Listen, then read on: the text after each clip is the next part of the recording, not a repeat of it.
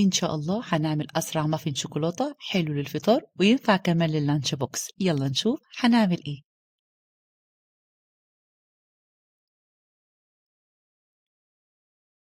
عندي 280 جرام من الدقيق المنخول كويس جدا، باكت بيكنج باودر وزنه 16 جرام، ربع معلقة من البيكنج صودا ورشة ملح، 35 جرام من الكاكاو الخام يعني معلقتين كبار، بقلبهم كويس وبسيبهم على جنب، 3 بيضات عليهم معلقة كبيرة من الفانيليا، معلقة كبيرة من الخل، كوباية سكر وزنها 200 جرام بنزل بالتدريج، وعندي 150 ملي من اللبن الدافي يعني كوباية إلا ربع، و150 ملي من الزيت بخفقهم كويس، وبضيف عليهم علبة زبادي كبيرة بخفقها كويس جدا.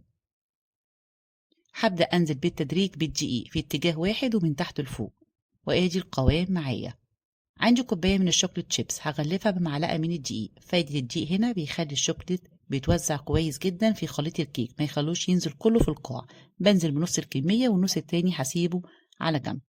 هعمل ورق المافين، بجيب ورق الزبدة مقاسها 15 في 15 وبضغط عليها كده بالكوباية يطلع معايا شكل الكاب بتاع المافين.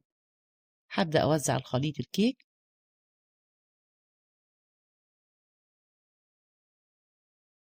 وهنزل عليه بباقي الشوكليت اللي احنا سيبناه على الوش بالشكل ده.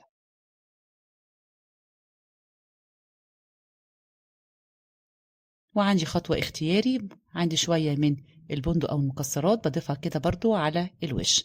طبعا مجهزين الفرن على درجة حرارة 180، أخد بالظبط 15 دقيقة. بدي الصينية بس كده خبطتين وادخلهم على طول، أول ما بتطلع معايا شايفين شكلها حلوة جدا.